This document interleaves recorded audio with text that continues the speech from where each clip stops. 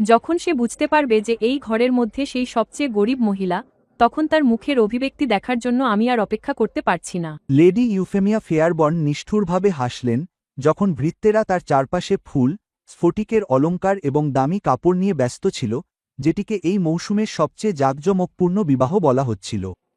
তারপর তিনি একজন ভৃত্যের দিকে ফিরে যোগ করলেন, ওর বসার জায়গাটা যেন কোণের টেবিলের যথেষ্ট কাছে থাকে তা নিশ্চিত করো। আমি চাই ও দেখুক ওর জীবনটা ঠিক কেমন হতে পারত।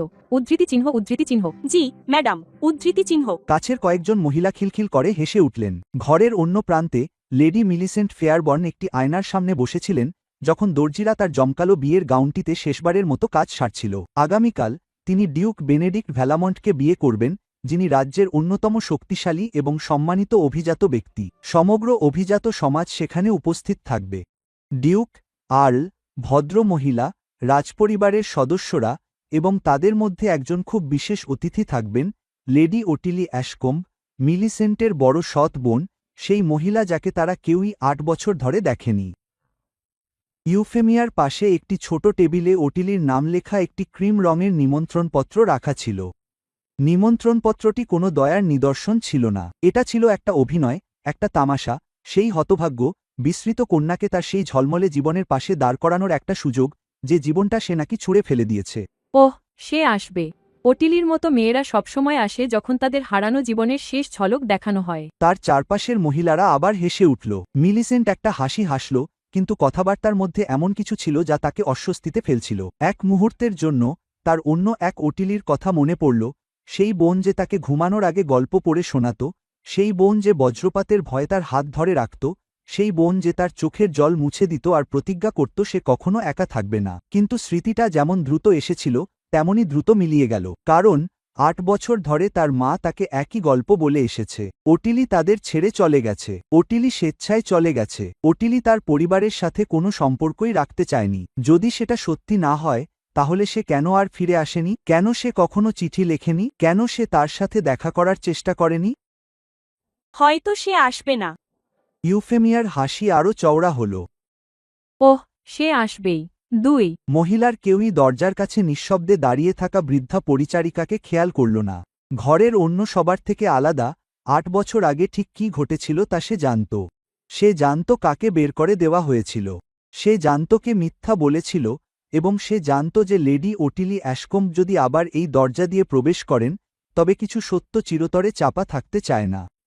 এদিকে, বহু দূরে, ওটিলি কাঁপতে থাকা হাতে আমন্ত্রণপত্রটি ধরে একা বসেছিল। সবকিছু সত্ত্বেও, বছরের পর বছরের নীরবতা সত্ত্বেও, যন্ত্রণা সত্ত্বেও, বিশ্বাসঘাতকতা সত্ত্বেও, তার মনের একটি অংশ এখনও সেই ছোট বোনটিকে মিস করত যাকে সে একসময় নিজের সন্তানের মতো ভালোবাসত। আমরা চালিয়ে যাওয়ার আগে মন্তব্যে আমাকে জানান আপনি কোথা থেকে দেখছেন। এই গল্পগুলো বিশ্বজুড়ে কতদূর পৌঁছায় তা দেখতে আমার সবসময়ই ভালো লাগে। আর যদি আপনি পারিবারিক বিশ্বাসঘাতকতা, রাজকীয় নাটক, চমকপ্রদ মোড় এবং অবিস্মরণীয় সমাপ্তিতে ভরা শক্তিশালী গল্প ভালোবাসেন, তাহলে ডিউক অ্যান্ড ডাচেস স্টোরিজ-এ সাবস্ক্রাইব করতে ভুলবেন না এবং আমাদের ক্রমবর্ধমান পরিবারের অংশ হয়ে যান। এখন শুরু করা যাক।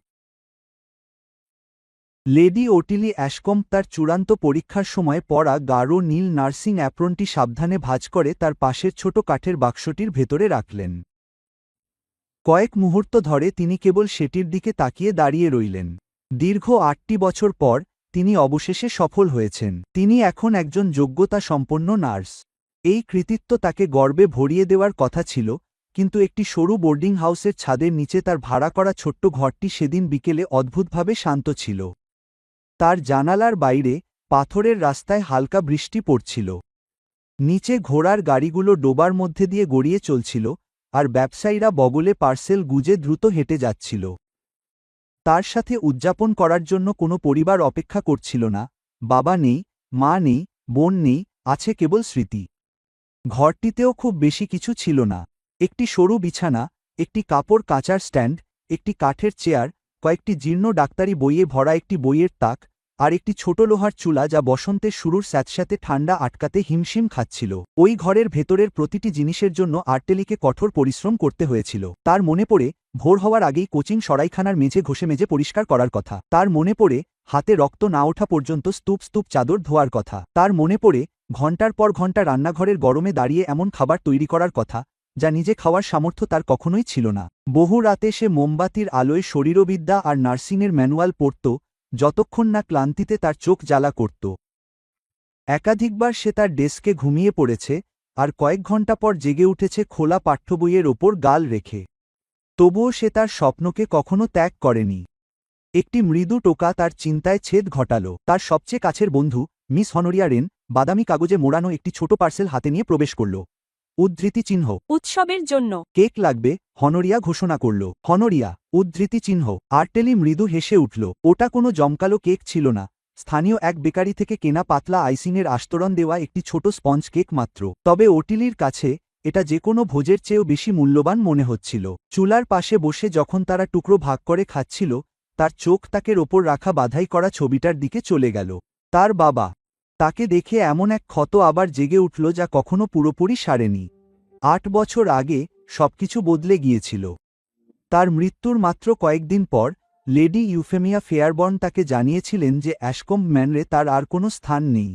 তার এখনও মনে আছে, সে প্রবেশকক্ষে একটা স্যুটকেস আঁকড়ে ধরে দাঁড়িয়েছিল, আর চাকর বাকররা তার চোখের দিকে না তাকানোর চেষ্টা করছিল। সে শোক আশা করেছিল, কিন্তু তার বদলে তাকে ছুঁড়ে ফেলে দেওয়া হয়েছিল। তার প্রিয় কয়েকটি বই ছাড়া আর কিছুই তাকে সঙ্গে নেওয়ার অনুমতি দেওয়া হয়নি। যখন গাড়ি তাকে এস্টেট থেকে দূরে নিয়ে যাচ্ছিল, সে অশ্রুসজল চোখে পেছনে ফিরে তাকিয়েছিল, এই আশায় যে কেউ তাকে থামাবে। কেউ থামায়নি। এর কিছুদিন পরেই সমাজে গুজব ছড়াতে শুরু করল। লোকেরা ফিসফিস করে বলতে লাগল যে ওটিলি তার পরিবারকে ত্যাগ করেছে, সে স্বাধীনতা বেছে নিয়েছে, সে তার সৎমা বা ছোট বোনের সাথে কোনো সম্পর্ক রাখতে চায় না। প্রতিটি কথাই ছিল মিথ্যা। সবচেয়ে নিষ্ঠুর অংশ ছিল মিলিসেন্টের সাথে যা ঘটেছিল। ছোটবেলায় 2 বোন ছিল অবিচ্ছেদ্য। ওটিলি তাকে পড়তে শিখিয়েছিল। ঘুমানোর আগে সে তার চুল আঁচড়ে দিত। দুঃস্বপ্নের পর সে তাকে সান্ত্বনা দিত। বাগানে খেলতে গিয়ে মিলিসেন্টের হাঁটু ছিলে গেলে সবসময় ওটিলি তাকে কোলে করে ভেতরে নিয়ে আসত। অ্যাশকম্ব ম্যানর ছেড়ে আসার পর বহু বছর ধরে ওটিলি তার চিঠির জন্য অপেক্ষা করেছিল, কিন্তু কোনো চিঠিই আসেনি। অবশেষে সে নিজেকে বোঝাল যে মিলিসেন্ট আর তার পরোয়া করে না। দরজায় দ্বিতীয়বার টোকা পড়ল। বোর্ডিং হাউসকিপার তাকে সোনালি পার দেওয়া একটি চমৎকার ক্রিম রঙের খাম ধরিয়ে দিল। আর্টেলি ভ্রু কুচকাল। খুব কম লোকই তার ঠিকানা জানত। সে সাবধানে খামটা খুলল। যেই মুহূর্তে সে পড়তে শুরু করল, তার দম আটকে গেল। এটা ছিল একটি বিয়ের আমন্ত্রণপত্র। লেডি মিলিসেন্ট ফেয়ারবর্ন তার এবং ডিউক বেনেডিক্ট ভ্যালমন্টের বিবাহ অনুষ্ঠানে আর্টেলির উপস্থিতিকে সম্মান হিসেবে অনুরোধ করেছেন। অনেকক্ষণ ধরে আর্টেলি শুধু পাতাটার দিকে তাকিয়ে রইল। 8 বছর। 8 বছর কোনো চিঠি নেই। 8 বছর কোনো দেখা সাক্ষাৎ নেই। আর এখন এই আমন্ত্রণপত্রটা পড়তেই হনোরিয়ার মুখ কালো হয়ে গেল। যাওয়ার কথা ভাবছ না, তাই না? আরতেলি সঙ্গে সঙ্গে উত্তর দিল না। আমার মনে হয় এটা পুড়িয়ে ফেলা উচিত। ওরা তোমার সাথে যা করেছে, এরপর ওই বাড়ি থেকে আর ভালো কিছু হতে পারে না। হয়তো তার বান্ধবী ঠিকই বলেছিল। আমন্ত্রণপত্রটার কোনো মানেই বোঝা যাচ্ছিল না। এখন কেন? এত বছর পর কেন? যে মেয়েকে সবাই পরিবার ছেড়ে চলে গেছে বলে দাবি করত, তাকেই বা কেন আমন্ত্রণ জানানো হলো? তবুও সব সতর্কবাণী সত্ত্বেও পুরনো স্মৃতিগুলো ফিরে এল। বাগানে মিলিসেন্টের হাসি, মিলিসেন্টের তার হাত ধরার জন্য এগিয়ে আসা, মিলিসেন্টের তাকে বড় বোন বলে ডাকা। আমাকে যেতেই হবে। ওরা তোমাকে আঘাত করবে, হয়তো। আর যদি ওরা তোমাকে অপমানও করে, তবুও আমি ওকে দেখতে চাই। সেদিন সন্ধ্যায় সে তার বিছানার পাশে রাখা একটা আলমারি খুলল। ভেতরে এমন অনুষ্ঠানের জন্য উপযুক্ত কেবল একটি পোশাক ঝুলছিল, সাধারণ, সাদামাটা, বেশ কয়েক বছরের পুরনো, কোনো ডিউকের বিয়ের জমকালো গাউনের মতো নয়। আয়নার সামনে দাঁড়িয়ে ওটিলি কাঁপতে কাঁপতে হাতে কাপড়টা মসৃণ করল। আমন্ত্রণপত্রটা পাওয়ার পর এই প্রথম তার হৃদয়ে গভীর সন্দেহ চেপে বসল। তার বোন কি সত্যিই তাকে আবার দেখার ইচ্ছায় আমন্ত্রণ জানাচ্ছিল, নাকি সে 8 বছর ধরে জমে থাকা এক অপমানের দিকে সরাসরি এগিয়ে যাচ্ছিল? ভ্যালমন্ট এস্টেটে পৌঁছাতে প্রায় অর্ধেক দিন লেগে গেল। আর্টেলি ভাড়া করা গাড়ির ভেতরে চুপচাপ বসেছিল, তার দস্তানা পরা হাত দুটো কোলের উপর রাখা ছিল, আর জানালার বাইরে দিয়ে ঢেউ খেলানো মাঠ আর পাথরের গ্রামগুলো পার হয়ে যাচ্ছিল। সে এস্টেটের যত কাছে আসছিল, তার বুকটা ততই ভারী হয়ে উঠছিল। বেশ কয়েকবার সে চালককে গাড়ি ঘুরিয়ে দিতে বলার কথা ভাবল, কিন্তু প্রতিবারই ছোট্ট মিলিসেন্টের স্মৃতি তাকে থামিয়ে দিল। পরন্ত বিকেলে অবশেষে এস্টেটটি দৃষ্টিগোচর হল। ভ্যালমন্ট এস্টেটটি একটি মৃদু উঁচু জায়গায় দাঁড়িয়েছিল, যেখান থেকে কয়েক একর জুড়ে সাজানো বাগান আর প্রাচীন বনভূমি দেখা যাচ্ছিল। শত শত ভৃত্য বিয়ের শেষ প্রস্তুতি নিতে চত্বর জুড়ে ব্যস্ত ছিল। গোলাপ বাগানের কাছে সাদা তাঁবু খাটানো হয়েছিল। ওয়াগনে করে তাজা ফুল আসছিল। রাজ্যের বিভিন্ন প্রান্ত থেকে অতিথিরা একের পর এক আসতে থাকায় আস্তাবলের ছেলেরা গাড়িগুলোর মধ্যে ছোটাছুটি করছিল। ওটিলি তার গাড়ি থেকে নামতেই সঙ্গে সঙ্গে বুঝতে পারল যে তাকে তার চারপাশের সবার থেকে কতটা আলাদা দেখাচ্ছে। লেস ও মুক্তা দিয়ে সাজানো রেশমি ভ্রমণ পোশাক পরে মহিলারা অভিজাত গাড়ি থেকে নামছিলেন। ভদ্রলোকেরা পরেছিলেন নিখুঁতভাবে তৈরি কোট, পালিশ করা বুট এবং সোনার চেইনে ঝোলানো দামি ঘড়ি। তার নিজের পোশাকটি ছিল পরিপাটি ও সম্ভ্রান্ত, কিন্তু সাদামাটা। বছরের পর বছর ধরে এটি বেশ কয়েকবার যত্ন করে মেরামত করা হয়েছিল। বোর্ডিং হাউস ছাড়ার পর এই প্রথম তার এখানে আসার জন্য আফসোস হচ্ছিল। উদ্ধৃতি চিহ্ন, আমি কি দেখতে পারি? উদ্ধৃতি চিহ্ন এম ড্যাশ। একজন পরিচারক তার আমন্ত্রণপত্রটি পরীক্ষা করে তাকে ভেতরে নিয়ে গেল। উদ্ধৃতি চিহ্ন, ধন্যবাদ। উদ্ধৃতি চিহ্ন, প্রবেশকক্ষটি বিশাল স্ফটিকের ঝাড়বাতির নিচে ঝকমক করছিল। দেয়াল জুড়ে শারীরিকভাবে ছিল সম্ভ্রান্ত পূর্বপুরুষদের প্রতিকৃতি। রূপোর ট্রেতে করে ভিড়ের মধ্যে দিয়ে জলখাবার নিয়ে যাওয়া হচ্ছিল। অতিথিরা নিজেরাই সুস্বাদু পেস্ট্রি, চিনির প্রলেপ দেওয়া ফল, স্মোকড স্যামন ক্যানাপে এবং স্পার্কলিং ওয়াইন তুলে নিচ্ছিলেন। ওটিলি যখন ঘরের মধ্যে দিয়ে যাচ্ছিল, সে প্রায় সঙ্গে সঙ্গেই ফিসফিসানি শুরু হতে দেখল। বেশ কয়েকজন মহিলা তার দিকে একবার তাকিয়ে একে অপরের দিকে ঝুঁকে পড়ল। একজন ভদ্রলোক সংক্ষেপে তার পোশাকটি দেখে নিয়ে একটি ভ্রু উঁচু করলেন। আরেকজন অতিথি ফিসফিস করে কিছু একটা বললেন যা চাপা হাসির সৃষ্টি করল। সে চোখ নামিয়ে হাঁটতে থাকল। বছরের পর বছরের কষ্ট তাকে শিখিয়েছিল কিভাবে অস্বস্তিকর মনোযোগ সহ্য করতে হয়। বিশাল সিঁড়ির কাছে দাঁড়িয়েছিলেন লেডি মিলিসেন্ট ফেয়ারবর্ন। এক মুহূর্তের জন্য অটিলি প্রায় হেসেই ফেলেছিল। তার ছোট বোনকে দেখতে খুব সুন্দর লাগছিল। হাতির দাঁতের রঙের গাউনটি তাকে দারুণ মানিয়েছিল। তার গলায় হীরা ঝলমল করছিল। যত্ন করে সাজানো চুলে তাজা সাদা গোলাপ শোভা পাচ্ছিল। মিলিসেন্টের চোখ তার চোখের সাথে মিলিত হল। এক মুহূর্তের জন্য তার মুখে কিছু একটা খেলে গেল। বিস্ময়, অনিশ্চয়তা, হয়তো অপরাধবোধ। তারপর সেই অভিব্যক্তি উধাও হয়ে গেল। তিনি একটি ভদ্র হাসি দিলেন, যা একজন প্রিয় বোনের চেয়ে দূরের কোনো পরিচিতের জন্য বেশি মানানসই। আসার জন্য ধন্যবাদ, অটিলি। কথাগুলো আনুষ্ঠানিক, পূর্ব প্রস্তুত শোনাল। দীর্ঘ যাত্রাপথে অটিলি যা কল্পনা করেছিল তার থেকে সম্পূর্ণ ভিন্ন। আপনাকে ভালো দেখাচ্ছে, অটিলি আলতো করে উত্তর দিল। মিলিসেন্ট মাথা নেড়ে কাছের অতিথিদের দিকে তাকালেন। উদ্ধৃতি চিহ্ন, অটিলি, প্রিয়, কথাটা শুরু হওয়ার সাথে সাথেই প্রায় শেষ হয়ে গেল। উদ্ধৃতি চিহ্ন, আনন্দ পেলাম। উদ্ধৃতি চিহ্ন, অটিলির ভেতরে এক বেদনাদায়ক শূন্যতা ভর করল। ধন্যবাদ। 8 বছরের ব্যবধান তাদের অচেনা করে তুলেছিল। তিনি আর কিছু বলার আগেই লেডি ইউফেমিয়া ফেয়ারবর্ন আবির্ভূত হলেন। তার এগিয়ে আসার সাথে সাথে তার অভিজাত পান্না সবুজ গাউনটি মার্বেলের মেঝেতে ছড়িয়ে পড়ল। প্রিয় অটিলি, তিনি উষ্ণভাবে বললেন। তার কণ্ঠের স্নেহ এতটাই বিশ্বাসযোগ্য ছিল যে যে কেউ শুনলেই বোকা বনে যেত। তিনি তাকে আলতো করে জড়িয়ে ধরলেন। আপনি আমন্ত্রণ গ্রহণ করাই আমরা অত্যন্ত আনন্দিত।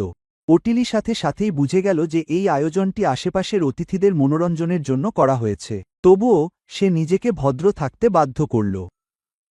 প্রথম অপমানটা এল মুহূর্ত পরেই। ইউফেমিয়া এক অতিরঞ্জিত হাসি হেসে ওটিলির পোশাকটি খুঁটিয়ে দেখল। কি বাস্তববাদী! আমার মনে হয় নার্সিং করতে গেলে সাধারণ জিনিসের সাথে অভ্যস্ত হতে হয়। উদ্ধৃতি চিহ্ন, কাছের কয়েকজন মহিলা কৌতুকপূর্ণ দৃষ্টি বিনিময় করলেন। কয়েকজন মৃদু হাসলেন। ওটিলি না দেখার ভান করল। পরে জলখাবারের সময় ইউফেমিয়া তাকে একদল অভিজাত অতিথির সাথে পরিচয় করিয়ে দিল। উদ্ধৃতি চিহ্ন, ইনি আমার সৎকন্যা, লেডি ওটিলি অ্যাশকম। কেমন আছেন? উদ্ধৃতি চিহ্ন। তারপর ইউফেমিয়া যোগ করল, সে গত কয়েক বছর ধরে নিজের ভরণপোষণ নিজেই চালিয়ে আসছে। কথাটা নিরীহ শোনালেও তার বলার ভঙ্গি সাফল্যের চেয়ে ব্যর্থতারই ইঙ্গিত দিচ্ছিল।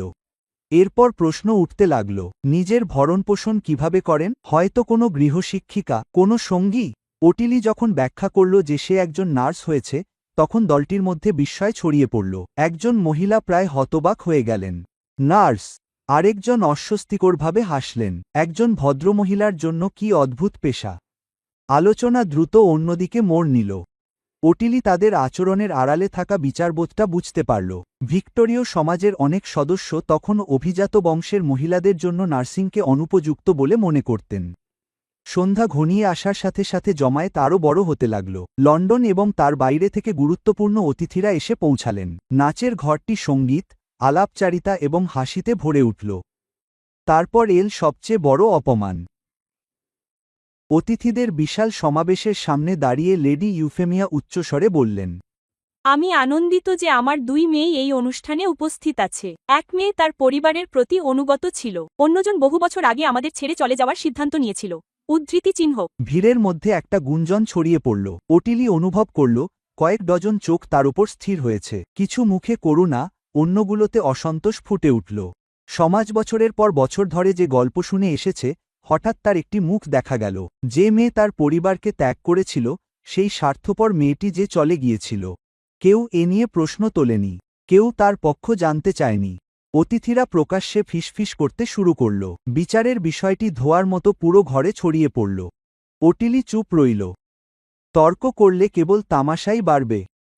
তবে বলরুমের অন্য প্রান্তে একজন মহিলা সবকিছু লক্ষ্য করছিলেন। লেডি কনস্ট্যান্স বেলামি, একজন সম্মানিত রাজপরিবারের আত্মীয়, যিনি উপস্থিত সবচেয়ে বিশিষ্ট অতিথিদের মধ্যে বসেছিলেন। তিনি প্রতিটি চাহনি, প্রতিটি ফিসফিসানি, প্রতিটি সতর্কভাবে লুকানো অপমান, ভদ্র সমাজের আচরণের আড়ালে লুকিয়ে থাকা প্রতিটি নিষ্ঠুর মন্তব্য লক্ষ্য করেছিলেন। কাছাকাছি একটি ছোট দলের মধ্যে হাসির রোল উঠলে লেডি কনস্ট্যান্স ধীরে ধীরে তার আসন থেকে উঠে দাঁড়ালেন। শুধু তার এই নড়াচড়াই সবার দৃষ্টি আকর্ষণ করল। তারপর তিনি সরাসরি লেডি ইউফেমিয়া ফেয়ারবর্নের দিকে তাকিয়ে এমন একটি প্রশ্ন করলেন যা পুরো হলকে স্তব্ধ করে দিল। আমাকে বলুন, লেডি ফেয়ারবর্ন, যদি এই যুবতী তার পরিবারকে ত্যাগ করে থাকে, তবে কেন মনে হচ্ছে এখানে একমাত্র সে ই মর্যাদার সাথে আচরণ করছে? লেডি কনস্ট্যান্স বেলামির প্রশ্নের পর বলরুমে এক গভীর নীরবতা নেমে এল। হাসি উধাও হয়ে গেল, কথাবার্তা থেমে গেল, এমনকি বাদকেরাও যেন অনিশ্চিত হয়ে পড়ল যে তাদের বাজানো চালিয়ে যাওয়া উচিত কিনা। সবার চোখ লেডি ইউফেমিয়া ফেয়ারবর্নের দিকে ঘুরে গেল। তার হাসিটা ক্ষণিকের জন্য ম্লান হল। তারপর বহু বছরের সামাজিক অভিজ্ঞতা তার মধ্যে ফিরে এলো। তিনি এক মনোরম হাসি হেসে কবজিতে থাকা পান্নার চুড়িটা ঠিক করে নিলেন। প্রিয় লেডি কনস্ট্যান্স, আমার ভয় হচ্ছে আপনি পরিস্থিতিটা ভুল বুঝছেন। বয়স্ক রাজকীয় আত্মীয়টি দাঁড়িয়েই রইলেন। আমি যদি বিষয়টা সঠিকভাবে বুঝতে পারতাম, তবে খুব খুশি হতাম। ঘরজুড়ে কয়েকটি চাপা হাসির ঢেউ বয়ে গেল। ইউফেমিয়া বলতে থাকলেন, আমার সৎ মেয়ে বহু বছর আগে আমাদের পরিবার ছেড়ে চলে গেছে। আমাদের হৃদয় ভেঙে গিয়েছিল। আমরা বারবার তাকে সাহায্য করার চেষ্টা করেছি, কিন্তু সে নিজের পথ নিজেই বেছে নিয়েছে। উদ্ধৃতি চিহ্ন। কয়েকজন অতিথি মাথা নাড়লেন। এই গল্পটাই তারা বছরের পর বছর ধরে শুনে আসছে, যে গল্পটাকে সমাজ সত্যি বলে মেনে নিয়েছে। লেডি কনস্ট্যান্স ওটিলির দিকে তাকালেন। উদ্ধৃতি চিহ্ন। এটা কি সত্যি? উদ্ধৃতি চিহ্ন। এক মুহূর্তের জন্য ওটিলির মনে হল তার পায়ের তলার পালিশ করা মেঝেটা যদি খুলে যেত। সে 8 বছর ধরে টিকে ছিল, 8 বছর ধরে নিজের জীবন পুনর্গঠন করেছে। সে কখনো কল্পনাও করেনি যে অভিজাত সমাজের অর্ধেক মানুষের সামনে নিজের কষ্টের কথা বলবে। তবুও লেডি কনস্ট্যান্সের স্থির দৃষ্টিতে কিছু একটা তাকে সাহস জোগাল। সেই সন্ধ্যায় প্রথমবারের মতো সে কথা বলল। উদ্ধৃতি চিহ্ন। না, মাই লেডি। উদ্ধৃতি চিহ্ন। সহজ উত্তরটি হলঘরে প্রতিধ্বনিত হল। নীরবতা আরও গভীর হল। ওটিলি ধীরে ধীরে তার হাত দুটো একসাথে জড়ো করল। আমার বাবা 8 বছর আগে মারা গেছেন। যে স্মৃতিগুলো সে বছরের পর বছর ধরে চাপা দেওয়ার চেষ্টা করেছিল, সেগুলো বন্যার মতো ফিরে এল। অ্যাশোয়ার্থ ম্যানর থেকে এক্ষুনি চলে যাও। আমি কোথায় যাব সেটা আমার চিন্তার বিষয় নয়। আমার বয়স ছিল 18। তার অন্ত্যেষ্টিক্রিয়ার পরের দিনই আমাকে অ্যাশোয়ার্থ ম্যানর ছেড়ে যেতে বলা হয়েছিল। আমাকে একটা সুটকেস দেওয়া হয়েছিল এবং কয়েকটি বই রাখার অনুমতি দেওয়া হয়েছিল, এর বেশি কিছু নয়। আমাকে একটা সুটকেস দেওয়া হয়েছিল এবং কয়েকটি বই রাখার অনুমতি দেওয়া হয়েছিল, এর বেশি কিছু নয়। কয়েকজন মহিলা হতবাক হয়ে একে অপরের দিকে তাকালেন। আমার যাওয়ার কোনো জায়গা ছিল না, নিজেকে সামলে রাখার চেষ্টা সত্ত্বেও তার গলা কাঁপছিল। আমি যেখানেই কাজ পেতাম সেখানেই করতাম। আমি সরাইখানা পরিষ্কার করতাম, কাপড় কাচতাম, মেঝে ঘষতাম, রান্নাঘরে কাজ করতাম। নাচের ঘরটা একেবারে নিস্তব্ধ হয়ে গেল। অনেক অতিথি তাদের জীবনে কখনো এমন কায়িক পরিশ্রম করেননি। আমি প্রায়ই ভোর থেকে সন্ধ্যা পর্যন্ত কাজ করতাম এবং অন্য সবাই ঘুমিয়ে পড়ার পর পড়াশোনা করতাম। সে তার হাতের দিকে তাকালো, যে হাতগুলো একসময় নরম ছিল, বছরের পর বছরের পরিশ্রমে যে হাতগুলো বদলে গেছে। আমি একজন নার্স হতে চেয়েছিলাম। আমার 8 বছর লেগেছে, কিন্তু অবশেষে আমি সফল হয়েছি। এখন আর কেউ হাসছিল না, কেউ ফিসফিস করছিল না। ঘরটা তাকে অন্য চোখে দেখতে শুরু করেছিল। মিলিসেন্ট অবিশ্বাস নিয়ে তার বোনের দিকে তাকিয়ে রইল। তার সামনে দাঁড়িয়ে থাকা মহিলাটি সেই স্বার্থপর মেয়ের মতো ছিল না, যার কথা সে বছরের পর বছর ধরে শুনে এসেছে। যদি এই সব সত্যি হয় তাহলে তুমি আমাদের সাথে যোগাযোগ করনি কেন? ওটিলি তার দিকে তাকালো। সেদিন ঘটে যাওয়া অন্য যে কোনো কিছুর চেয়ে প্রশ্নটা তাকে বেশি কষ্ট দিয়েছিল। আমি করেছিলাম না, আমি কয়েক ডজন বার চিঠি লিখেছিলাম। আমাকে নয়। ঘরটা নড়ে উঠল। মিলিসেন্টের মুখ ফ্যাকাশে হয়ে গেল। তুমি কি বলছো? আমি তো প্রথম বছর বাইরে থাকার পর চিঠি লিখেছিলাম। ওটিলি ঢোক গিলল। আমি যখন পড়াশোনা শুরু করি তখন চিঠি লিখেছিলাম। আরেকটি বেদনাদায়ক স্মৃতি ভেসে উঠল। আমি যখন অসুস্থ হয়েছিলাম তখন চিঠি লিখেছিলাম। তার চোখ জলে ভরে গেল। এবং আমি যখন স্নাতক হয়েছিলাম তখনও চিঠি লিখেছিলাম। মিলিসেন্ট মাথা নাড়ল। আমি একটাও চিঠি পাইনি। দরজার কাছে দাঁড়িয়ে থাকা এক বয়স্কা পরিচারিকার মুখে একটি অদ্ভুত অভিব্যক্তি ফুটে উঠল। লেডি কনস্ট্যান্স সঙ্গে সঙ্গে তা লক্ষ্য করলেন। এই যে! পরিচারিকাটি স্তব্ধ হয়ে গেল। সামনে এগিয়ে এসো। মহিলাটি ভয়ে ভয়ে আদেশ পালন করল। তার হাত কাঁপছিল। এই চিঠিগুলো সম্পর্কে তুমি কি কিছু জানো? পরিচারিকাটি ইউফেমিয়ার দিকে তাকালো। তার চোখে ভয় ফুটে উঠল। বছরের পর বছরের আনুগত্য আর বছরের পর বছরের অপরাধবোধের মধ্যে লড়াই চলছিল। অবশেষে সে মাথা নিচু করল। হ্যাঁ, আমার কর্ত্রী। ঘরটা গুঞ্জনে ফেটে পড়ল। পরিচারিকাটি বলতে লাগল, চিঠিগুলো এসে গেছে। মিলিসেন্ট তার দিকে একদৃষ্টে তাকিয়ে রইল। ওগুলোর কি হয়েছে? মহিলাটি কাঁদতে শুরু করল। লেডি ফেয়ারবর্ন আদেশ দিয়েছিলেন ওগুলো সরাসরি তার কাছে নিয়ে আসার জন্য।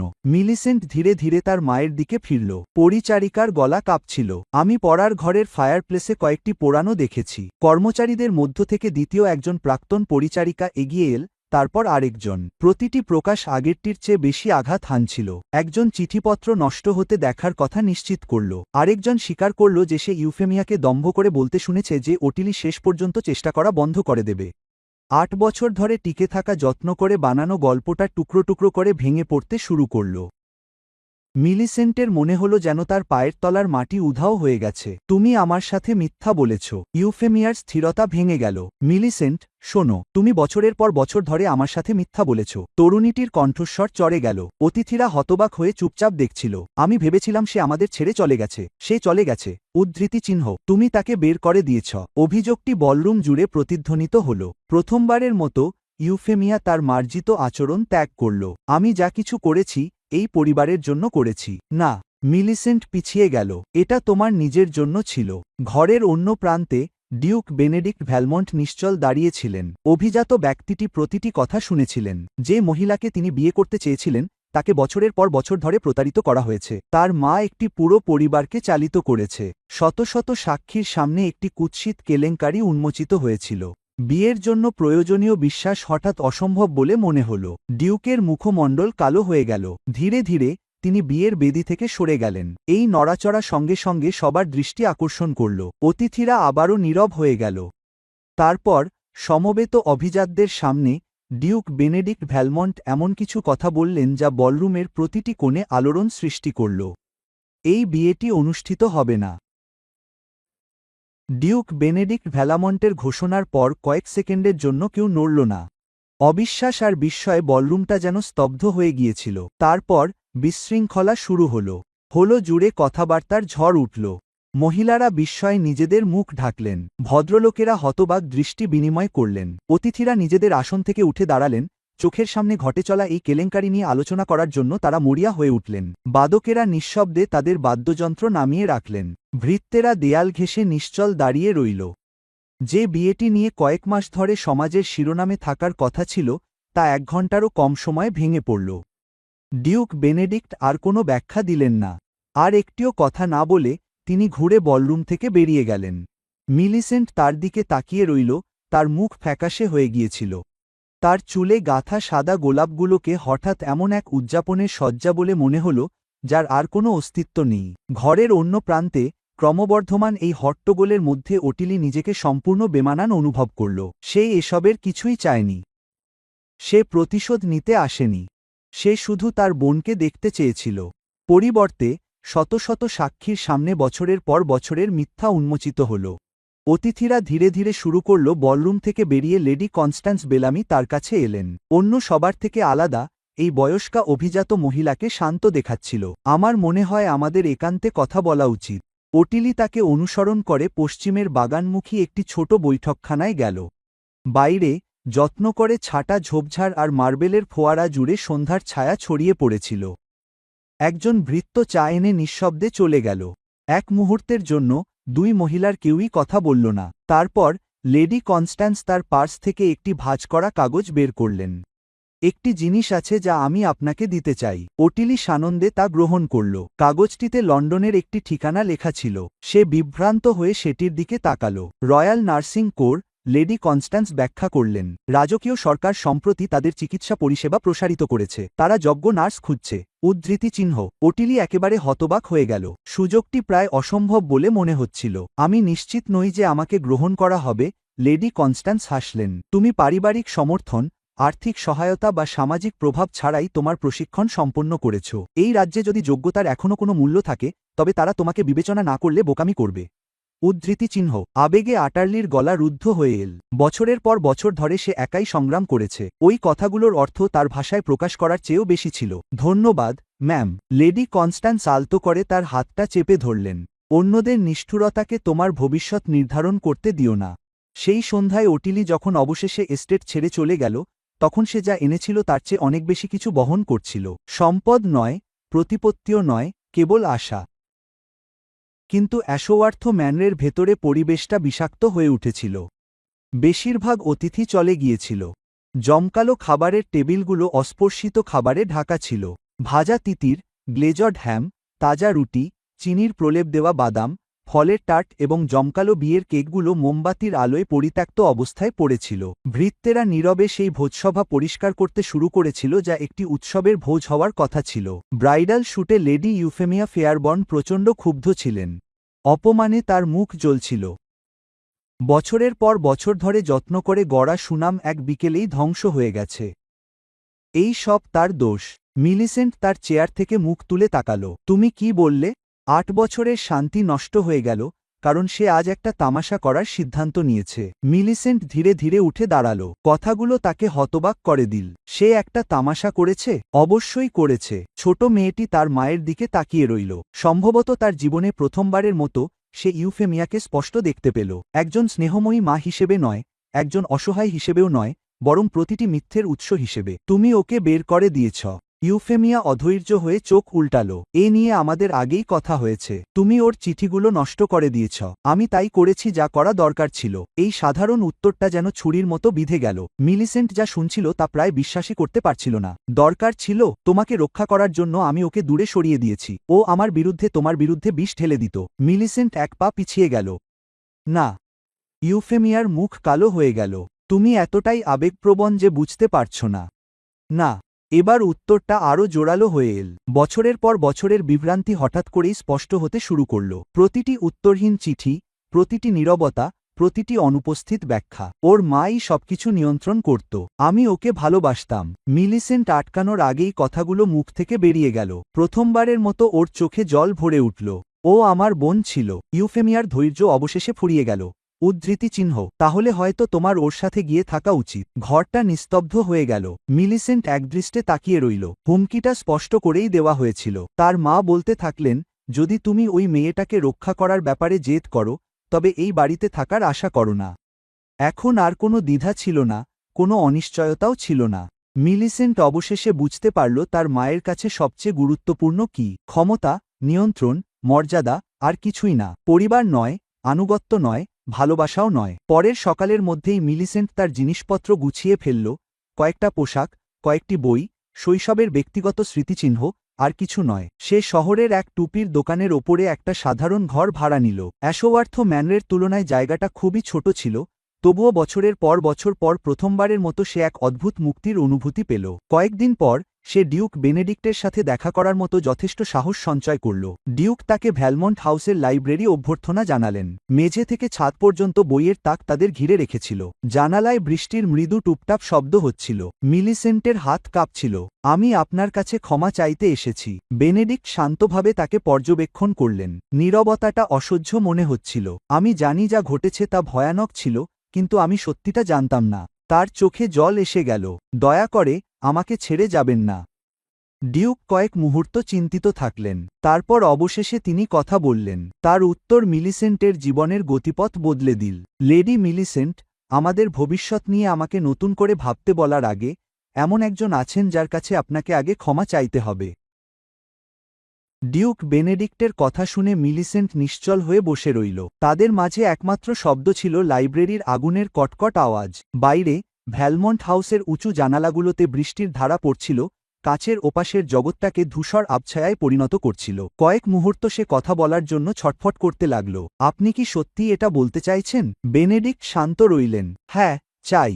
তার কণ্ঠে রাগ বা নিষ্ঠুরতা কিছুই ছিল না, কিন্তু কোনোভাবে সেই কারণেই প্রত্যাখ্যানটা আরও বেশি কষ্টদায়ক মনে হল। আপনার বোনের ওপর যা করা হয়েছে তার ভার যখন সে বয়ে বেড়াচ্ছে, তখন আমি বিয়ে নিয়ে আলোচনা করতে পারি না। মিলিসেন্ট দৃষ্টি নামিয়ে নিল। বিয়ের প্রতিটি স্মৃতি তার মনের মধ্যে ভেসে উঠল।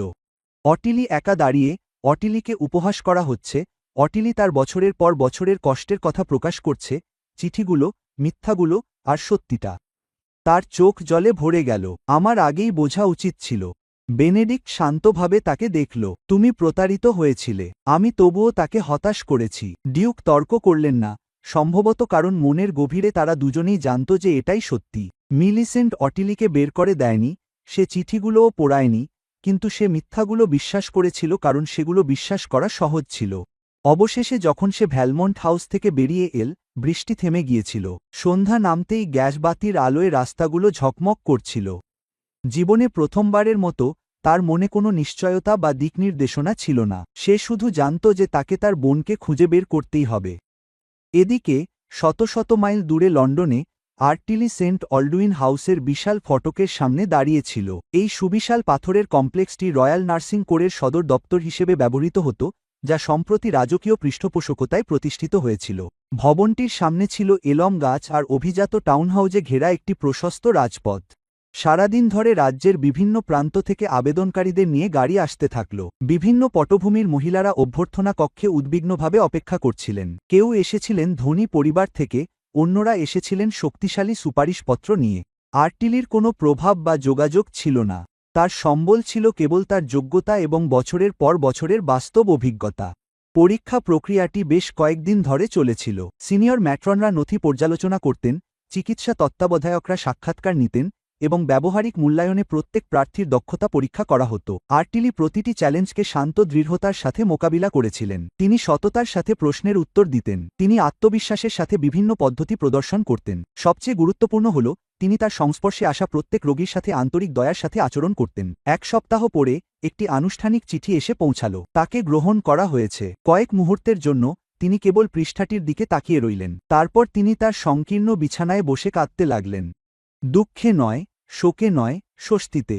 বছরের পর বছরের ত্যাগ অবশেষে একটি পরিণতিতে পৌঁছেছিল। কয়েকদিনের মধ্যেই তিনি সেন্ট অ্যালডুইন হাউসের সাথে সংযুক্ত রাজকীয় নার্সদের কোয়ার্টারে চলে গেলেন। থাকার জায়গাটি ছিল সাদামাটা কিন্তু আরামদায়ক। একটি ব্যক্তিগত ঘর থেকে ল্যাভেন্ডার এবং লতানো গোলাপ গাছে ভরা একটি ছোট উঠোন দেখা যেত। খাবার ঘরে এমন সব পুষ্টিকর খাবার পরিবেশন করা হতো যা তার অভ্যস্ত খাবারের তুলনায় বিলাসবহুল মনে হতো। তাজা রুটি, সবজিতে ভরপুর স্টু, রোস্ট করা মাংস, আর রাতের খাবারের পর পরিবেশন করা হতো গরম পুডিং। বছরের পর বছর পর এই প্রথমবার তার পরের খাবার কোথা থেকে আসবে তা নিয়ে তাকে আর চিন্তা করতে হচ্ছিল না। তার কাজ সাথেই শুরু হয়ে গেল। পরীক্ষা নিরীক্ষা, চিকিৎসা এবং রোগীর সেবায় ভরা দীর্ঘ দিনগুলো অন্য কিছুর জন্য খুব কমই সময় দিত।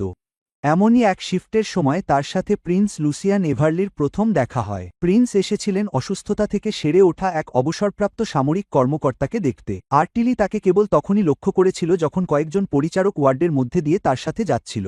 তার দেখা অনেক অভিজাত ব্যক্তির মতো না হয়ে লুসিয়ান কেবল জনদায়িত্ব পালনের পরিবর্তে রোগীদের প্রতি সত্যিকারের আগ্রহ দেখাতেন। তিনি বিছানার পাশে থামতেন, প্রশ্ন করতেন, মনোযোগ দিয়ে শুনতেন। সেই বিকেলে তিনি দেখলেন আর্টিলি একজন বয়স্ক প্রাক্তন সৈনিককে সান্ত্বনা দিচ্ছে যিনি যন্ত্রণাদায়ক চিকিৎসার মধ্যে দিয়ে যাচ্ছিলেন। সে ধৈর্য ধরে কথা বলছিল, তার কম্বল ঠিক করে দিচ্ছিল, এবং তিনি স্থির না হওয়া পর্যন্ত তার পাশেই ছিল। এই আলাপচারিতা মাত্র কয়েক মিনিট স্থায়ী হয়েছিল, কিন্তু তা তার মনে গভীর ছাপ ফেলেছিল। বেশ কয়েকদিন পর তাদের পথ আবার মিলিত হল, এবং তারপর আবারও। প্রতিটি বৈঠকই ছিল পুরোপুরি পেশাদারি, এর বেশি কিছু নয়। তবুও ডিউটি রোস্টারে যখনই তার নাম আসত, লুসিয়ান নিজেকে সেদিকে মনোযোগ দিতে দেখত। তার সহানুভূতি ছিল চোখে পড়ার মতো, তেমনি স্পষ্ট প্রতিকূলতা সত্ত্বেও তার শান্ত মর্যাদাও ছিল লক্ষণীয়। ওটিলি যখন তার নতুন জীবনে মানিয়ে নিচ্ছিল, মিলিসেন্টের অনুসন্ধান চলতে থাকল। সে যত সূত্র খুঁজে পেল, সব অনুসরণ করল, বোর্ডিং হাউস, প্রাক্তন নিয়োগকর্তা, পুরনো পরিচিতজন। এই চেষ্টায় কয়েক সপ্তাহ লেগে গেল। অবশেষে একটি অনুসন্ধান তাকে লন্ডনে নিয়ে গেল, আরেকটি তাকে সেন্ট অলডুইন হাউজে পৌঁছে দিল। যখন সে অবশেষে সেখানে পৌঁছাল, তার বুক ধড়ফড় করছিল, সে ঠিকমতো শ্বাস নিতে পারছিল না। একজন রিসেপশনিস্ট ভদ্রভাবে তার কথা শুনে ভেতরে অদৃশ্য হয়ে গেল। কয়েক মিনিট পর সে ফিরে এল। লেডি ওটিলি দর্শনার্থীদের সাথে দেখা করতে চান না। কথাগুলো যেন এক ঘা হয়ে বিঁধল। মিলিসেন্ট প্রত্যাখ্যানের আশঙ্কা করেছিল, কিন্তু কথাটা মুখে শুনেও কষ্ট হল। সে বাইরে পা রাখল। বিকেলের বাতাস হাড় কাঁপানো ঠান্ডা হয়ে গিয়েছিল। রাস্তায় দমকা হাওয়া বইছিল আর মাথার উপর কালো মেঘ জমছিল। তবুও সে সেখানেই দাঁড়িয়ে রইল। 1 ঘন্টা কেটে গেল, তারপর আরেক ঘন্টা। গাড়ি আসছিল আর যাচ্ছিল, নার্সরা ঢুকছিল আর যাচ্ছিল। তাপমাত্রা কমতেই থাকল, তবুও মিলিসেন্ট যেতে রাজি ছিল না। লন্ডনের উপর যখন সন্ধ্যা নামল, অ্যাভিনিউ বরাবর বাতিগুলো মিটমিট করে জ্বলে উঠল। ভবনের ভেতরে নার্সদের কোয়ার্টারে ফেরার আগে ওটিলি তার শেষ কাজগুলো সেরে নিল। দিনটা খুব ক্লান্তিকর ছিল। সে শুধু বিশ্রাম চেয়েছিল, কিন্তু প্রবেশদ্বারের কাছে যেতেই কিছু একটা তার দৃষ্টি আকর্ষণ করল। সন্ধ্যার ঠান্ডা আকাশের নিচে একটি পরিচিত মূর্তি দাঁড়িয়েছিল। তার কোট বাতাস থেকে সামান্যই সুরক্ষা দিচ্ছিল। তার হাত কাঁপছিল, ঠান্ডায় গাল ফ্যাকাশে হয়ে গিয়েছিল, তবুও সে নড়েনি। ওটিলি হাঁটা থামিয়ে দিল। ঘণ্টার পর ঘণ্টা অপেক্ষার পরও তার বোন সেখানেই দাঁড়িয়েছিল। সেন্ট ওল্ডউইন হাউসের প্রবেশদ্বারের লণ্ঠনের নিচে ওটিলি জমে রইল। সন্ধ্যার ঠান্ডা বাতাস পথ ধরে বয়ে যাচ্ছিল, তার নার্সিং ক্যাপের নিচ থেকে বেরিয়ে আসা চুলের গোছাগুলো টানছিল। ফুটপাথের ওপারে দাঁড়িয়েছিল মিলিসেন্ট। তার ছোট বোনকে দেখে সেই আত্মবিশ্বাসী বধূর মতো লাগছিল না, যে একসময় স্ফটিকের ঝাড়বাতির নিচে দাঁড়িয়ে এক ডিউককে বিয়ে করার প্রস্তুতি নিত। ঠান্ডায় তার গাল ফ্যাকাশে হয়ে গিয়েছিল, তার দস্তানাগুলো ভেজা ছিল, তার পোশাকের আঁচলে রাস্তার কাদার দাগ লেগেছিল। সবচেয়ে চোখে পড়ার মতো ছিল তার চোখের অভিব্যক্তি। সেখানে কোনো উদ্ধত্ত ছিল না, কোনো গর্ব ছিল না, ছিল শুধু অনুশোচনা। বেশ কিছুক্ষণ ধরে দুই বোনের কেউই কথা বলল না। পাশ দিয়ে যাওয়া গাড়ির শব্দ আর দূর থেকে ঘোড়ার খুঁড়ের আওয়াজ তাদের মধ্যকার নীরবতাকে পূর্ণ করে তুলল। অবশেষে অটিলি কাছে এগিয়ে এল। তোমার বাড়ি চলে যাওয়া উচিত। মিলিসেন্ট মাথা নাড়ল। আমি পারব না। তুমি ঘণ্টার পর ঘণ্টা ধরে এখানে দাঁড়িয়ে আছো। আমি জানি। অটিলি অন্যদিকে তাকাল। তার মনের একটা অংশ চলে যেতে চাইছিল, আরেকটা অংশ নিজেকে আরও যন্ত্রণা থেকে বাঁচাতে চাইছিল। তবুও আরেকটা অংশ সেই ছোট্ট মেয়েটির কথা মনে করিয়ে দিল, যে বাগানের পথ ধরে তাকে অনুসরণ করত আর শোবার আগে গল্পের জন্য আবদার করত। তুমি আমার কাছ থেকে কি চাও? সে জিজ্ঞেস করল, নিঃশব্দে। মিলিসেন্টের চোখ সঙ্গে সঙ্গে জলে ভরে গেল। আমি দুঃখিত বলার একটা সুযোগ চাই।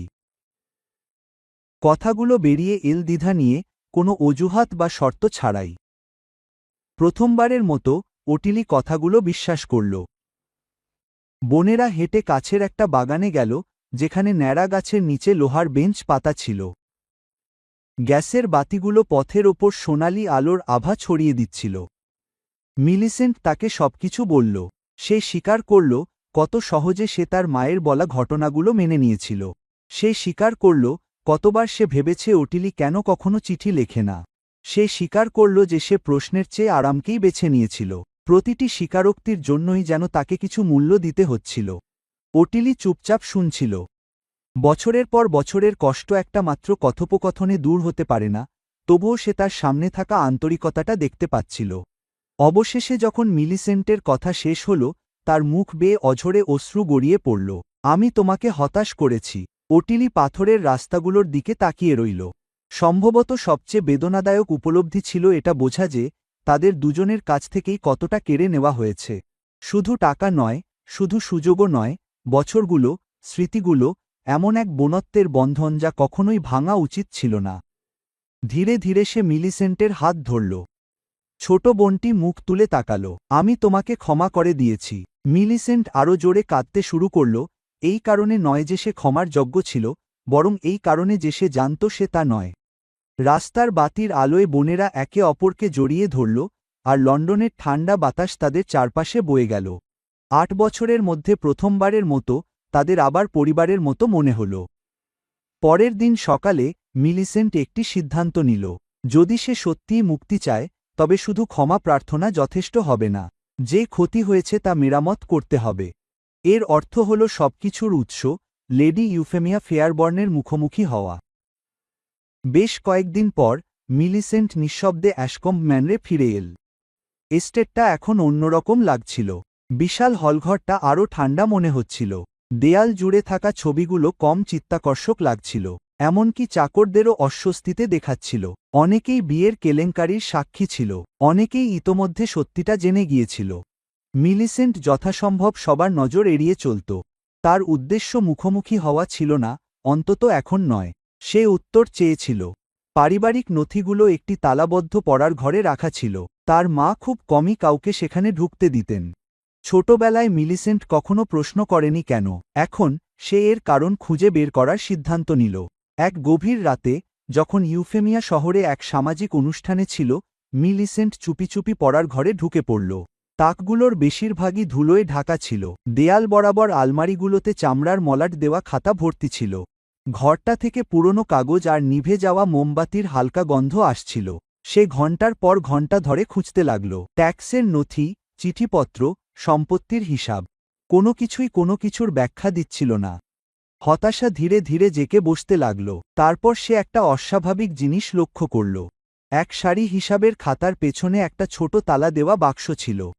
চাবিটা ডেস্কের ড্রোয়ারের ভেতরে লুকানো ছিল। বাক্সটা খোলার সময় তার হাত কাঁপছিল। ভেতরে বিবর্ণ ফিতা দিয়ে একসাথে বাঁধা কিছু কাগজপত্র ছিল। যেই মুহূর্তে সে পড়তে শুরু করল, তার রক্ত হিম হয়ে গেল। ওগুলো ছিল আইনি কাগজপত্র, তার বাবার কাগজপত্র, তার উইল। তার চোখ পাতা জুড়ে দ্রুত ঘুরতে লাগল। তারপর সে যা দেখছিল তা বিশ্বাস করতে না পেরে বারবার পড়তে লাগল। সম্পত্তি, বিনিয়োগ, স্থাবর সম্পত্তি, এর বেশিরভাগই ওটিলিকে দেওয়া হয়েছিল, মিলিসেন্টকে নয়, ইউফেমিয়াকেও নয়। ওটিলিকে। এর সাথে তার বাবার লেখা একটি আলাদা চিঠিও ছিল। উইলটা, এর ভেতরের লেখাগুলো তার হৃদয় ভেঙে চুরমার করে দিল।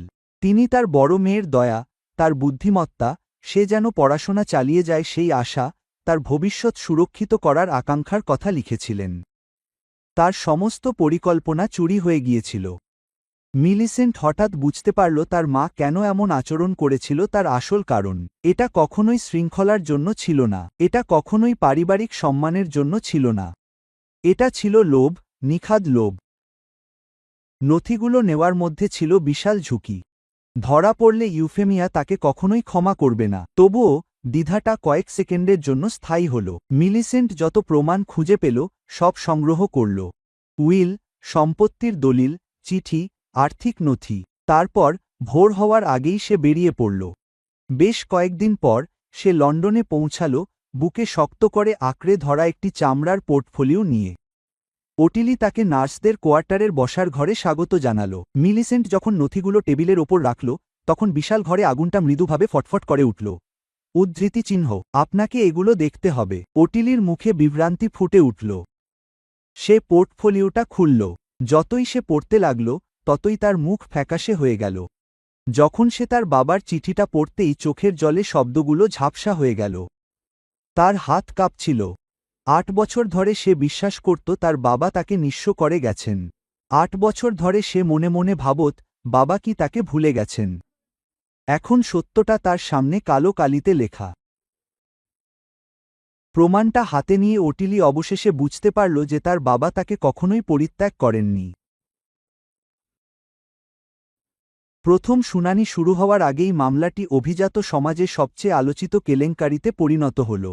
লন্ডনের বৈঠকখানা থেকে শুরু করে গ্রামের জমিদার বাড়ি পর্যন্ত সবাই এ নিয়ে কথা বলছিল। খবরের কাগজে জল্পনা কল্পনা ছাপা হচ্ছিল। ভদ্রলোকেরা ব্যক্তিগত ক্লাবে বিষয়টি নিয়ে আলোচনা করছিলেন।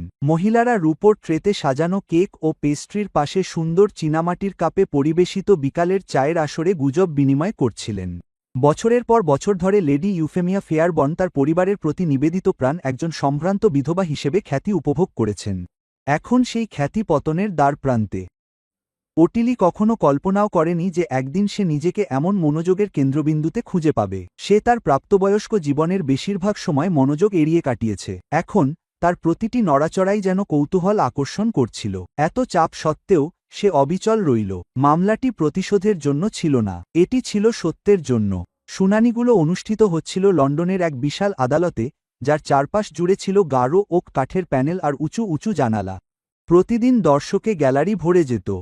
সমাজের গণ্যমান্য ব্যক্তিরা আসন পাওয়ার আশায় আগেভাগেই আসতেন। কেউ আসত বিনোদনের খোঁজে, অন্যরা আসত কারণ তারা সত্যিই ন্যায়বিচার চাইত। ওটিলি তার আইনজীবীর পাশে চুপচাপ বসেছিল, আর তাদের সামনের টেবিলে কাগজের স্তূপ রাখা ছিল। ঘরের অপর প্রান্তে বসেছিলেন লেডি ইউফেমিয়া। তাকে আগের মতোই অভিজাত দেখাচ্ছিল। তার পোশাকগুলো ছিল দামি, তার দেহভঙ্গি ছিল গর্বিত, কিন্তু ভেতরে ভেতরে ফাটল ধরতে শুরু করেছিল। তার একসময়ের আত্মবিশ্বাস আর অটল বলে মনে হচ্ছিল না। সাক্ষ্যগ্রহণ শুরু হতেই একের পর এক সাক্ষী এগিয়ে আসতে লাগল। প্রাক্তন ভৃত্যেরা ওটিলির বাবার মৃত্যুর পর অ্যাশকম্ব ম্যানরের ভেতরের পরিবেশের বর্ণনা দিল। এক বয়স্ক পরিচারিকা লেডি ইউফেমিয়ার কাছে ব্যক্তিগতভাবে পৌঁছে দেওয়া চিঠিগুলোর বিষয়ে সাক্ষ্য দিল। একজন প্রাক্তন ভৃত্য চিঠিপত্র নষ্ট হতে দেখার কথা নিশ্চিত করল। আরেকজন ভৃত্য স্মরণ করল যে সে ইউফেমিয়াকে দম্ভ করে বলতে শুনেছিল যে ওটিলি শেষ পর্যন্ত তার বোনের সাথে যোগাযোগ করার চেষ্টা বন্ধ করে দেবে। প্রতিটি বিবৃতি আত্মপক্ষ সমর্থনকে দুর্বল করে দিচ্ছিল। সবচেয়ে মারাত্মক প্রমাণ এসেছিল নথিগুলো থেকে। মিলিসেন্ট আসল উইল, সম্পত্তির নথি, আর্থিক হিসাব, ওটিলির বাবার লেখা ব্যক্তিগত চিঠি, এই সবকিছু আবিষ্কার করেছিল। কাগজপত্রগুলো থেকে প্রকাশ পায় যে তার বড় মেয়ের ভবিষ্যৎ সুরক্ষিত করার উদ্দেশ্যে একটি সুপরিকল্পিত উত্তরাধিকারের ব্যবস্থা করা হয়েছিল। সবকিছু লুকিয়ে রাখা হয়েছিল, সবকিছু উপেক্ষা করা হয়েছিল, সবকিছু কেড়ে নেওয়া হয়েছিল। বাবার চিঠির কিছু অংশ উচ্চস্বরে পাঠ করা হলে আদালতকক্ষ নিস্তব্ধ হয়ে যায়। অনেক শ্রোতা দৃশ্যত আবেগাপ্লুত হয়ে পড়েন। বেশ কয়েকজন মহিলা তাদের চোখ থেকে অশ্রু মুছে ফেলেন। এমনকি যারা একসময় ওটিলিকে সন্দেহ করত, তারাও এখন তাকে ভিন্ন চোখে দেখছিল। লেডি ইউফেমিয়া নিজেকে রক্ষা করার চেষ্টা করেন। তিনি বিভ্রান্তির কথা বলেন, তিনি ভুল বোঝাবুঝির কথা বলেন, তিনি দাবি করেন যে তিনি পরিবারের সর্বোত্তম স্বার্থেই কাজ করেছেন। কিন্তু প্রমাণের ভারে প্রতিটি ব্যাখ্যাই ভেঙে পড়ে। চূড়ান্ত শুনানির সময় খুব কম লোকই তাকে বিশ্বাস করেছিল। যখন রায়ের দিন এল, আদালতকক্ষ ধারণক্ষমতার চেয়েও বেশি লোকে পরিপূর্ণ ছিল। দুপুর হওয়ার কিছুক্ষণ আগে রায় ঘোষণা করা হয়। রায়টি সম্পূর্ণরূপে ওটিলির পক্ষে যায়। গ্যালারিতে একটি গুঞ্জন ছড়িয়ে পড়ে। আবেগে আপ্লুত হয়ে ওটিলি মাথা নিচু করে। বছরের পর বছর অনিশ্চয়তার পর অবশেষে সত্যটা স্বীকৃত হল। সম্পত্তি ভাগ করা হবে, তার বাবার ইচ্ছানুযায়ী অন্যায়ভাবে আটকে রাখা সম্পত্তি, বিনিয়োগ এবং সম্পদ ফেরত দেওয়া হবে। এই রায় সবকিছু বদলে দিল। কয়েক সপ্তাহের মধ্যেই এর পরিণতি আর্থিক অবস্থার বাইরেও বহুদূর পর্যন্ত পৌঁছে গেল। লেডি ইউফেমিয়ার বাসভবনে যে আমন্ত্রণগুলো একসময় প্রতিদিন আসত, সেগুলো হঠাৎ বন্ধ হয়ে গেল। যে বন্ধুরা আগ্রহের সাথে তার নৈশভোজে যোগ দিত, তারা অদৃশ্য হয়ে গেল। সামাজিক সাক্ষাৎ বিরল হয়ে উঠল। যে দরজাগুলো একসময় অনায়াসে খুলে যেত, সেগুলো এখন বন্ধই থাকত। যারা বছরের পর বছর ধরে তার প্রশংসা করত, তারা আর তার সাথে মেলামেশা করতে চাইত না। এই বিচ্ছিন্নতা সম্পদ হারানোর চেয়েও বেশি বেদনাদায়ক বলে প্রমাণিত হল। প্রথমবারের মতো ওটিলি যা সহ্য করেছিল, তার সামান্য অংশ সে অনুভব করল। এদিকে বোনদের জীবন উন্নত হতে শুরু করল। ওটিলি তার আইনত প্রাপ্য উত্তরাধিকারের দখল নিল। অর্থের পরিমাণ ছিল বিশাল, সে যা আশা করেছিল তার চেয়ে অনেক বেশি। তবুও তার প্রথম সিদ্ধান্তগুলোর মধ্যে একটি অনেককে অবাক করে দিল। সে উদ্ধারকৃত সম্পদের একটি অংশ মিলিসেন্টের সাথে ভাগ করে নেওয়ার ব্যবস্থা করল। যখন তার উপদেষ্টারা এই সিদ্ধান্ত নিয়ে প্রশ্ন তুলল, সে কেবল হাসল। মিলিসেন্টের সাহস ছাড়া সত্যটা হয়তো কখনোই আবিষ্কৃত হতো না। তাদের সম্পর্ক ইতিমধ্যেই এতটাই শক্তিশালী হয়ে উঠেছিল যা তারা কেউই সম্ভব বলে মনে করেনি। ছোট বোন তারা প্রায়ই লন্ডনে যেত। তারা একসাথে খাবার খেত, পাবলিক গার্ডেনে হাঁটত, আর হারিয়ে যাওয়া বছরগুলো নিয়ে আলোচনা করে সন্ধ্যা কাটাত। ধীরে ধীরে তারা তাদের কাছ থেকে যা একসময় কেড়ে নেওয়া হয়েছিল, তা পুনর্গঠন করতে শুরু করল। মিলিসেন্টের কার্যকলাপের খবর অবশেষে ডিউক বেনেডিক্ট ভ্যালেমন্টের কাছে পৌঁছাল। তিনি জানতে পারলেন কিভাবে সে অ্যাশকম্ব ম্যানর ছেড়ে এসেছিল, কিভাবে সে আরাম ও সুযোগ সুবিধা ত্যাগ করেছিল, কিভাবে সে অক্লান্তভাবে অটিলির সন্ধান করেছিল, এবং কিভাবে সত্যকে উন্মোচন করার জন্য সে সবকিছু বাজি রেখেছিল। তিনি যতই জানতে পারলেন, ততই তার ধারণা পাল্টে গেল। বিয়ের আগে তিনি যে নারীকে চিনতেন বলে মনে করতেন, এখন তার সামনে দাঁড়িয়ে থাকা সেই নারী আর এক ছিল না। মিলিসেন্টের এই রূপটির মধ্যে ছিল সততা, সাহস, নম্রতা, এমন সব গুণ যা কেবল কঠিন পরিস্থিতি মোহ দূর করার পরেই প্রকাশ পায়। একদিন বিকেলে যখন অটিলি সেন্ট অ্যালডুইন হাউসের ওয়ার্ডে কাজ করছিল, তখন প্রিন্স লুসিয়ান এভারলি সুস্থ হয়ে ওঠা রোগীদের দেখতে এলেন। রাজকুমার বিকেলের কিছুটা সময় নার্সের তত্ত্বাবধানে থাকা প্রাক্তন সৈনিক এবং বয়স্ক বাসিন্দাদের সাথে কথা বলে কাটালেন। বরাবরের মতোই অটিলি কোনো মনোযোগ আকর্ষণের চেষ্টা না করেই তার দায়িত্ব পালন করে যাচ্ছিল। সে ওষুধ পরীক্ষা করছিল, ড্রেসিং বদলাচ্ছিল এবং প্রয়োজন মতো সান্ত্বনা দিচ্ছিল। লুসিয়ান চুপচাপ দেখছিল, লক্ষ্য করছিল কিভাবে তার সাথে কথা বলার পর প্রত্যেক রোগী শান্ত হয়ে যাচ্ছিল, লক্ষ্য করছিল কিভাবে সে একজন অবসরপ্রাপ্ত শ্রমিকের সাথে ঠিক সেই সম্মানই দেখাচ্ছিল যা সে একজন অভিজাতকে দেখাত, লক্ষ্য করছিল কিভাবে এত কিছু সহ্য করার পরেও সে কখনো তিক্তভাবে কথা বলত না। পরে যখন তার গাড়ি ফটক দিয়ে বেরিয়ে যাচ্ছিল তার সমস্ত চিন্তা একজনের উপরই স্থির ছিল। প্রথমবারের মতো প্রিন্স লুসিয়ান এভারলি এমন কিছু উপলব্ধি করল যা সে আর উপেক্ষা করতে পারছিল না। লেডি ওটিলি অ্যাশকম্পকে ছাড়া সে আর তার ভবিষ্যৎ কল্পনা করতে পারছিল না। ডিউক বেনেডিক্ট ভ্যালমন্ট এবং লেডি মিলিসেন্ট ফেয়ারবর্নের মধ্যে পুনর্মিলন রাতারাতি ঘটেনি। বিশ্বাস একবার ভেঙে গেলে তা পুনর্নির্মাণ করতে সময়ের প্রয়োজন হয়। আদালতের রায়ের পরের মাসগুলোতে তারা বেশ কয়েকবার নীরবে দেখা করেছিল। কোনো বড় ঘোষণা বা নাটকীয় প্রদর্শন ছিল না। তাদের কথাবার্তা হতো ব্যক্তিগত বাগানে হাঁটার সময়, বিকেলে গ্রামের এস্টেটে বেড়াতে গিয়ে এবং সাধারণ সাক্ষাতে যেখানে বাহ্যিক রূপের চেয়ে সততার গুরুত্ব বেশি ছিল। বেনেডিক্ট তার মধ্যে পরিবর্তন দেখতে পেয়েছিল। যে গর্বিত তরুণী একসময় প্রশ্ন ছাড়াই সুযোগ সুবিধা গ্রহণ করত, সে আর ছিল না। কষ্ট তাকে নম্রতা শিখিয়েছিল, হারানোর বেদনা তাকে শিখিয়েছিল তার কৃতজ্ঞতা। সবচেয়ে গুরুত্বপূর্ণ বিষয় হল আরাম, নিরাপত্তা এবং সুনাম বিসর্জন দিয়েও সে সত্যকে বেছে নিয়েছিল। অবশেষে বেনেডিক্ট বুঝতে পারল যে তার সামনে থাকা নারীটি এমন একজন যাকে সে সম্মান করতে পারে। শরতের শুরুতে তাদের বিয়ে হয়েছিল। অনুষ্ঠানটি হয়েছিল প্রাচীন ওক গাছে ঘেরা একটি ছোট পাথরের গির্জায়, যেগুলোর পাতা সোনালি হতে শুরু করেছিল। শুধুমাত্র ঘনিষ্ঠ বন্ধু এবং পরিবারের সদস্যরা উপস্থিত ছিলেন। কোনো সংবাদপত্রের ঘোষণা ছিল না কোনো জাঁকজমকপূর্ণ উদযাপন। শপথ গ্রহণের পর অতিথিরা স্থানীয় রাঁধুনিদের তৈরি তাজা রুটি, রোস্ট করা মাংস, মৌসুমি ফল এবং গরম পেস্ট্রি দিয়ে একটি সাদামাটা বিয়ের প্রাতরাশ ভাগ করে নিয়েছিল। পরিবেশটা ছিল শান্তিপূর্ণ। বহু বছরের মধ্যে প্রথমবারের মতো মিলিসেন্ট প্রতারণামুক্ত সুখের অভিজ্ঞতা লাভ করল। এদিকে ওটিলির জীবন এগিয়ে চলছিল। রয়্যাল নার্সিং করে তার কাজ রোগী এবং ঊর্ধ্বতন চিকিৎসা কর্মী উভয়ের কাছ থেকেই প্রশংসা অর্জন করেছিল। প্রিন্স লুসিয়ান এভারলি প্রায়শই সেন্ট অ্যালডুইন হাউজে আসতেন, কখনো দাপ্তরিক দায়িত্বে এবং কখনো এমন সব কারণে যা তিনি আর নিজের কাছে লুকানোর চেষ্টাও করতেন না। তাদের বন্ধুত্ব স্বাভাবিকভাবেই গভীর হয়েছিল। তারা সাহিত্য, পরিবার, কর্তব্য এবং ভবিষ্যৎ নিয়ে কথা বলত। লুসিয়ান তার সহনশীলতার প্রশংসা করতেন, ওটিলি তার আন্তরিকতার প্রশংসা করত। তাদের মধ্যে যা গড়ে উঠছিল তাতে কেউই তাড়াহুড়ো করেনি।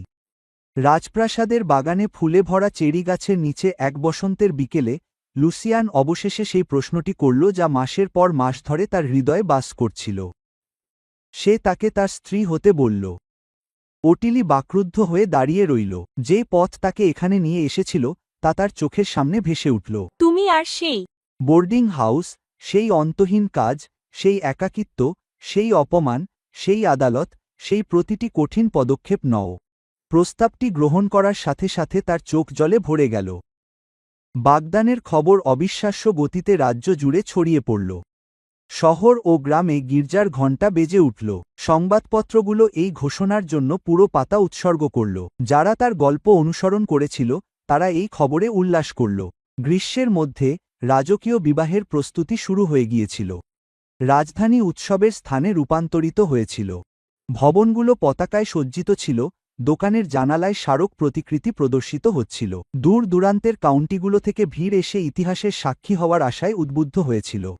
বিবাহের সকালে সূর্যোদয়ের আগেই শহর জেগে উঠেছিল। হাজার হাজার মানুষ রাস্তার ধারে শারীরিকভাবে দাঁড়িয়েছিল। শিশুরা তাদের বাবার কাঁধে বসেছিল। মহিলারা ফুল বহন করছিল। পুরুষরা তাদের টুপি খুলে রেখেছিল। রাজকীয় রথগুলো পাশ দিয়ে যাচ্ছিল। প্রাসাদের ভেতরে পরিচারিকারা অড্রেকে অনুষ্ঠানের জন্য যত্ন করে প্রস্তুত করছিল। তার গাউনটি জাঁকজমকপূর্ণ না হয়ে বরং মার্জিত ছিল। রেশমি কাপড়টি সূক্ষ্ম কারুকার্যে সজ্জিত ছিল।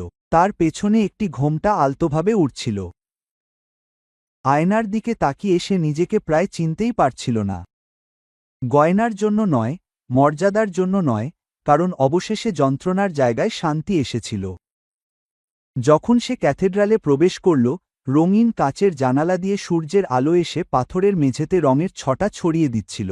উপস্থিত জনতা উঠে দাঁড়াল। রাজকুমার লুসিয়ান বেদির কাছে অপেক্ষা করছিলেন। তার হাসিতে আনুষ্ঠানিকতার চেয়ে উষ্ণতা ছিল। অনুষ্ঠানটি সুন্দরভাবে সম্পন্ন হল। প্রতিজ্ঞা বিনিময় হল, আশীর্বাদ উচ্চারিত হল। ভবিষ্যৎ রাজকুমার ও রাজকুমারী তাদের নতুন জীবন একসাথে শুরু করল। অনুষ্ঠানের পর শহর জুড়ে উৎসব চলতে থাকল। এমনই এক উৎসবের সময় এক অপ্রত্যাশিত ব্যক্তির আবির্ভাব ঘটল। ভিড়ের এক প্রান্তে দাঁড়িয়েছিলেন লেডি ইউফেমিয়া ফেয়ারবোর্ন। সময় তার প্রতি সদয় ছিল না, তার পোশাকে জীর্ণতার ছাপ স্পষ্ট ছিল, তার ভঙ্গিতে আগের আত্মবিশ্বাস ছিল না। যে নারী একসময় একটি এস্টেট নিয়ন্ত্রণ করতেন এবং সম্মান অর্জন করতেন, তাকে এখন ক্লান্ত দেখাচ্ছিল। অবশেষে যখন তিনি এগিয়ে এলেন, ওটিলির গাল বেয়ে ইতিমধ্যেই অশ্রু গড়িয়ে পড়ছিল। ভিড়টা শান্ত হয়ে গেল। কি ঘটেছিল তা সবার মনে পড়ে গেল, সে কি করেছিল তা সবাই জানত। ইউফেমিয়া মাথা নিচু করল। জীবনে প্রথমবারের মতো তার মুখে সত্যিকারের লজ্জা ফুটে উঠল। উদ্ধৃতি চিহ্ন, আমি ভুল করেছি। সে খোলাখুলি কাঁদতে শুরু করল। দয়া করে আমাকে ক্ষমা করে দাও। এরপর এক গভীর নিস্তব্ধতা নেমে এল। অনেকেই প্রত্যাখ্যাত হওয়ার আশঙ্কা করছিল, কেউ কেউ বিশ্বাস করত এটাই তার প্রাপ্য। ওটিলি সেই মহিলার দিকে তাকাল যে এত কষ্টের কারণ হয়েছিল। তারপর সে মিলিসেন্টের দিকে তাকাল। তার বোন কাছেই দাঁড়িয়ে অশ্রুসিক্ত চোখে দেখছিল। রাগ কিছুই বদলাতে পারবে না, ঘৃণা কিছুই সারাতে পারবে না। ধীরে ধীরে ওটিলি এগিয়ে গেল। সে তাকে জড়িয়ে ধরল। ইউফেমিয়া পুরোপুরি ভেঙে পড়ল। কিছুক্ষণ পরেই মিলিসেন্ট তাদের সাথে যোগ দিল। 3 নারী একসাথে দাঁড়িয়ে রইল, যখন বছরের পর বছরের তিক্ততা অবশেষে শান্তিতে পরিণত হল। তাদের চারপাশে শহর জুড়ে গির্জার ঘণ্টা বেজে উঠল। উৎসবমুখর রাস্তায় সেই ধ্বনি প্রতিধ্বনিত হচ্ছিল। ওটিলি এবং রাজকুমার লুসিয়েন যখন তাদের বিবাহিত জীবন শুরু করতে চলে গেল, সে সেই যাত্রার কথা ভাবছিল যা তাকে এখানে নিয়ে এসেছে। একসময় সে ছিল এক যুবতী, যাকে একটি সুটকেস আর একটি স্বপ্ন ছাড়া আর কিছুই দেওয়া হয়নি। এখন সে একজন রাজকুমারী। সম্পদের কারণে নয়, উপাধির কারণে নয়, প্রতিশোধের কারণেও নয়, বরং এই কারণে যে সে তার হৃদয়ের গভীরে থাকা দয়াকে নিষ্ঠুরতার কাছে কখনো হার মানতে দেয়নি।